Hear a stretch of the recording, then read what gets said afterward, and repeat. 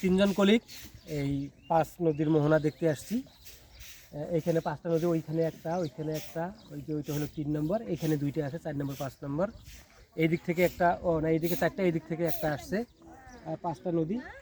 আর এই নদীর মাঝখান দিয়ে হচ্ছে এটা বর্ডার, ইন্ডিয়া বাংলাদেশের বর্ডার। এই নদীর মাঝখানের ওই পাশটা হচ্ছে ইন্ডিয়া, এই পাশটা বাংলাদেশ। আর ওই সুন্দরবন দেখা যায়, ওই যে ওইটা হচ্ছে সুন্দরবন। ওই ওই এইদিকে একটা অংশ দেখা যাচ্ছে, এই অংশটাও হচ্ছে সুন্দরবন। আমরা এখন বাংলাদেশ আর ইন্ডিয়ার বর্ডারের কাছে নদীর ধারেই দাঁড়িয়ে আছি।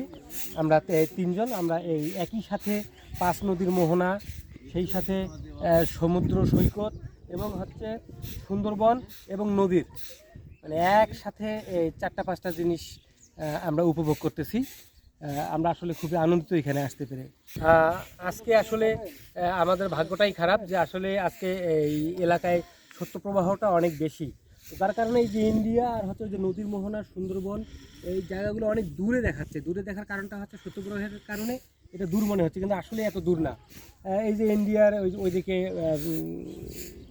অবস্থান দেখা যাচ্ছে, গাছপালাগুলো দেখা যাচ্ছে, এটা সর্বোচ্চ 1 কিলো হবে, কিন্তু আসলে এটা মনে হচ্ছে যে আরও বেশি, কিন্তু শৈত্যপ্রবাহের কারণেই এই দূরত্বটা অনেক বেশি দেখাচ্ছে।